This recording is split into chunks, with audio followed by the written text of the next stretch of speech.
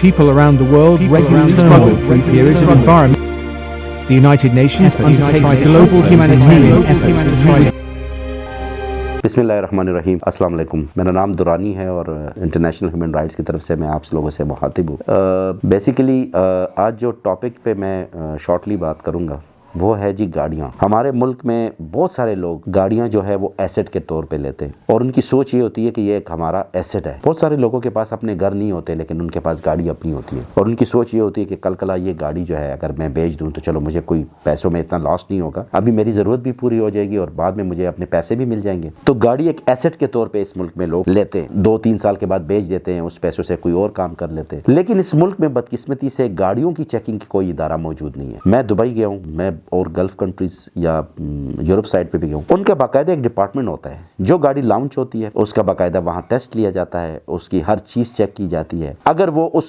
ان کی جو ملک ہے، جو کنٹری ہے، اس کے لوگوں کے لیے ریلائبل چیز ہوگی تو وہ لوگ اس کو پاس کر دیتے ہیں، نہیں تو وہ لوگ اس کو واپس فیکٹری کو بھیج دیتے ہیں اور ان کو کہتے ہیں کہ جی یہ گاڑی جو ہے اس میں یہ فلیئرز ہے، اس وجہ سے اس چیز کو آپ چیک کریں۔ ہمارے ملک میں ایسا کوئی بھی نہیں ہے، مافیا بیٹھی ہوئی ہے جی، جو مافیا کسی اور گاڑی کے اوپر وہ ڈال دیتے ہیں، کوئی گاڑی ریلائبل چیز نہیں ہے۔ دیکھیں جی گاڑی جو ہے وہ کیونکہ ہمارے ملک میں غریب لوگ زیادہ رہتے ہیں، ان کے پاس اتنے ایسٹ نہیں ہیں۔ جو مڈل کلاس کے لوگ ہیں وہ کافی جگہوں سے پیسے کلیکٹ کر کے یا پھر اپنا جو بھی کوئی اپنی زمین بیچ کے یا کچھ گاڑی لے لیتے ہیں کہ جی یہ بیسک نیڈ ہے، ہم اپنے بچوں کو یا فیملی کو کہیں لے جانا ہوتا ہے تو وہ تو ڈیفینیٹلی ہمیں بھی پتہ ہے کہ گاڑی کی ضرورت پڑتی رہتی ہے۔ لیکن جس گاڑی پہ میں 50 لاکھ 30 لاکھ یا کافی ہیوی رقم ہوتے ہیں، ایک غریب بندے کے لیے ایک بہت بڑی رقم ہے، وہ میں دے دیتا ہوں اور وہ گاڑی میں گھر لے آتا ہوں اور مجھے اس گاڑی میں 50 جو ہے وہ چیزیں نکل آتی ہے، تو میں کس ڈپارٹمنٹ میں کمپلین کروں، میں کہاں پہ جاؤں؟ اور آپ لوگ ابھی تک اگر آپ لوگوں کو یہ پرابلم ہو تو آپ لوگ کہاں جاتے ہیں؟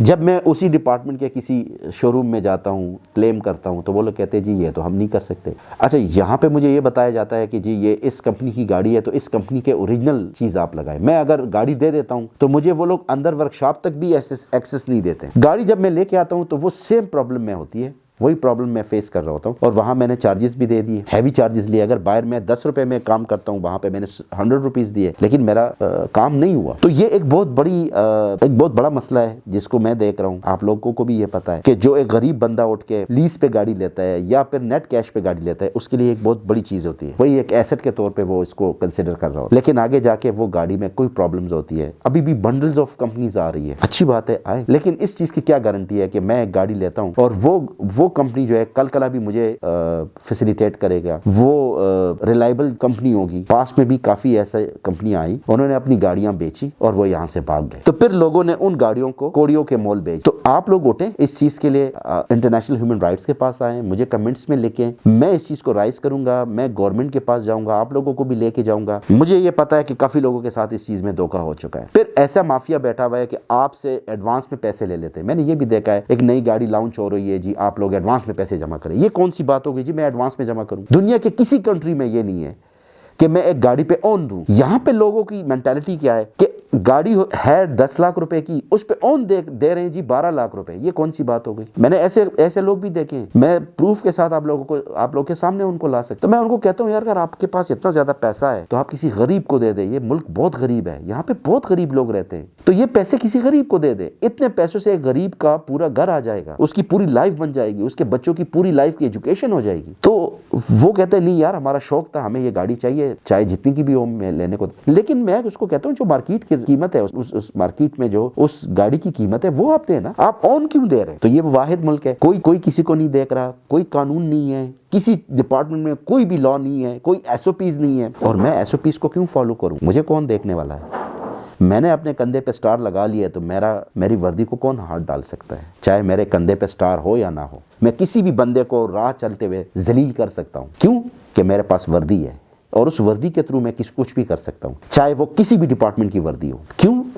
کہ اس وردی نے مجھے یہ الاؤ کیا ہے کہ میں کسی بھی بندے کی عزت سے کھیل سکتا ہوں۔ آج آپ کے ڈپارٹمنٹ میں کوئی بھی جو بندہ وردی پہنتا ہے وہ آپ کے ساتھ ڈیل کرتا ہے کہ کسی کا عزت اگر آپ نے اچھالنی ہو، کسی کو بے عزت کرنا ہو، کسی کے گھر پہ دعویٰ بولنا ہو، آپ ان سے ڈیل کریں نا، وہ آپ کے لیے وہی چیزیں کریں گے اور قانون کے دائرے کے اندر کریں گے۔ ہمارے قانون کے اندر یہ دائرے بھی ہے جو آپ لوگوں کو بھی پتہ ہے۔ تو یہ ہے کہ ان چیزوں کو کون دیکھتا ہے؟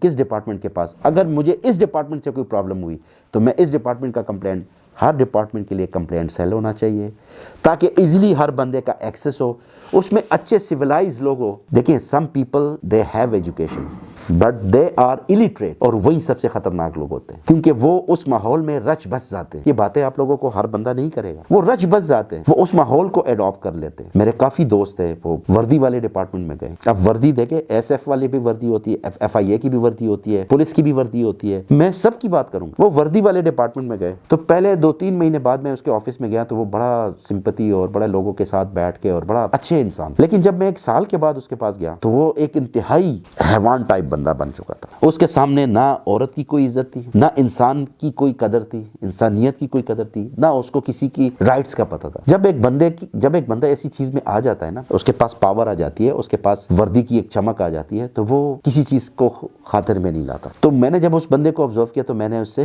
آہستہ آہستہ اپنے سائڈ لے لی. وجہ یہ ہے کہ میں نے کہا یار آپ دوست تو میرے ہو لیکن آپ نے یہ چیزیں اڈاپٹ کر کے اچھا نہیں کیا. اس نے کہا یار ہم یہاں چل ہی نہیں سکتے سوائے اس کے, ہمیں یہ چیزیں اڈاپٹ کرنی پڑتی ہے. تو ان چیزوں کو دیکھ کے بہت افسوس ہوتا ہے. اور اگر ہماری وردی ٹھیک ہو جائے نا, اس بات سے آپ لوگ مجھ سے بہت زیادہ متفق ہوں گے, اگر ہماری وردی ٹھیک ہو جائے, جو وردی کے اندر انسان ہے نا, اگر وہ انسان بن جائے تو ہماری ساری چیزیں ٹھیک ہو جائے گی. اور آج جو ہمارے بچے مر رہے ہیں, آج جو ہمارے لوگ مر رہے ہیں, آج جو ہمارے لوگ جیلوں میں پڑے ہوئے ہیں, کیا آپ لوگوں نے کبھی جیل گئے ہیں؟ آپ لوگ وزٹ کیے آپ نے؟ میں پھر وہی بات کروں گا, ضروری نہیں ہے کہ آپ جیل ایک مجرم یا ملزم بن کے جائیں, آپ ویسے بھی جیل کا وزٹ کر سکتے ہیں.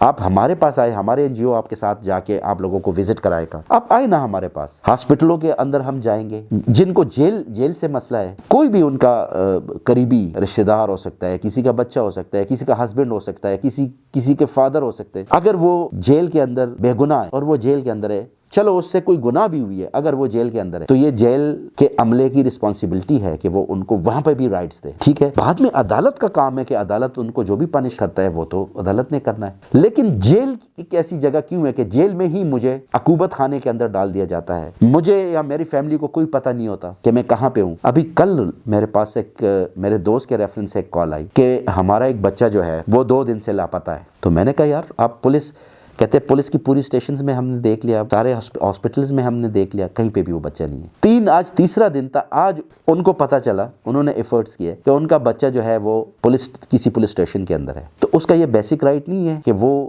کوئی بھی, اس نے کوئی بڑا جرم نہیں کیا, کچھ بھی نہیں, بیچارے کا کوئی چھوٹا موٹا کاروبار تھا, اس میں انہوں نے اس کو اٹھا لیا شک کے بنیاد پہ. لیکن جو بھی ہو, ہر بندے کا یہ بیسک رائٹ ہے کہ وہ اپنی فیملی کو انفارم کرے. لیکن ہماری پولیس ڈپارٹمنٹ آپ کو یہ حق نہیں دے گا. تو میں کہاں پہ جاؤں, میں کس کے سامنے اپنی کمپلینٹ رکھوں؟ آپ لوگوں کے ساتھ اگر آپ لوگوں نے ایسی چیزیں فیس کی ہے, اگر آپ لوگ پولیس ڈپارٹمنٹ یا جیل کے عملے سے یا کسی بھی ایسی جگہوں سے, عقوبت خانوں سے گزر کے آئیں, اور یا اللہ نہ کرے آپ لوگوں کا کسی دوست کا یا کسی کا بھی واسطہ پڑا ہو اور آپ کو لگا ہو کہ وہاں پہ ان کے ساتھ ظلم ہوا ہے, تو آپ لوگوں نے لازم مجھے کمنٹس میں لکھنا ہے, اور میں اس چیز کے لیے آواز اٹھاؤں گا. چاہے مجھے روڈ پہ بھی کھڑا ہونا پڑے, میں کھڑا ہوں گا اور میں اس چیز کو ہائی لائٹ کروں گا. اپنا بہت سارا خیال رکھیے.